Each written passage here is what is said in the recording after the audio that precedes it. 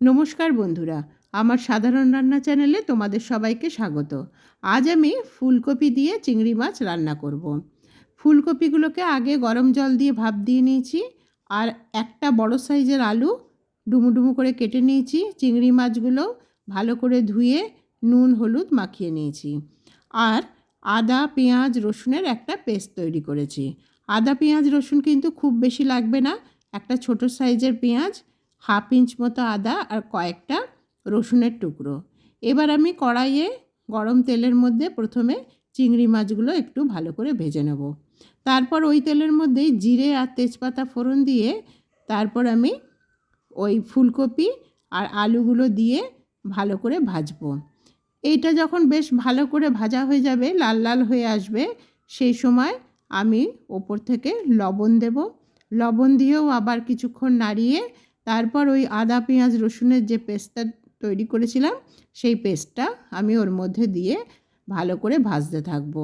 যখন একটু জলটা শুকিয়ে আসবে, আদা পেঁয়াজের যে পেস্ট তার মধ্যে যে একটু জল আছে, জলটা যখন একটু কমে আসবে সেই সময় আমি 1/2 চামচ হলুদ গুঁড়ো, 1/4 চামচ লঙ্কা গুঁড়ো, 1/2 চামচ জিরে গুঁড়ো আর 1/2 চামচ ধনে গুঁড়ো ওর মধ্যে দিয়ে ভালো করে ভাজতে থাকবো।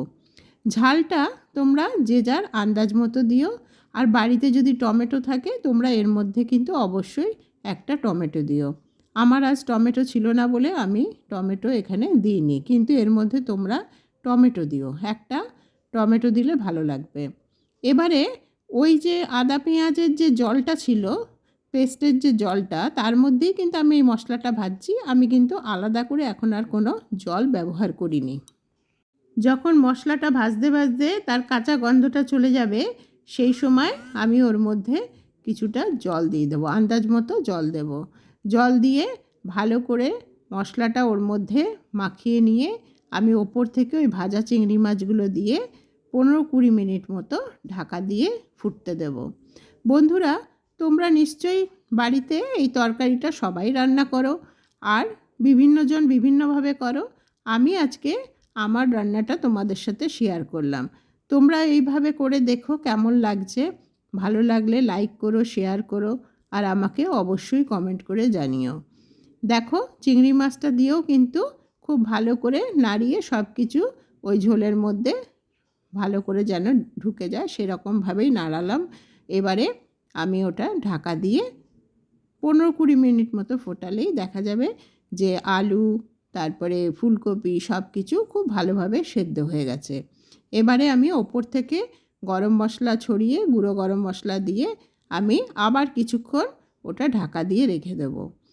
গ্যাসের আঁচ বন্ধ করে দেবো আর 10 মিনিট মতো ঢাকা দিয়ে রাখবো। তরকারিটা খুবই সুস্বাদু, ভাত রুটি সব কিছু দিয়েই খেতে ভালো লাগে। তোমরা অবশ্যই রান্নাটা করো। তোমরা সকলে খুব ভালো থেকো।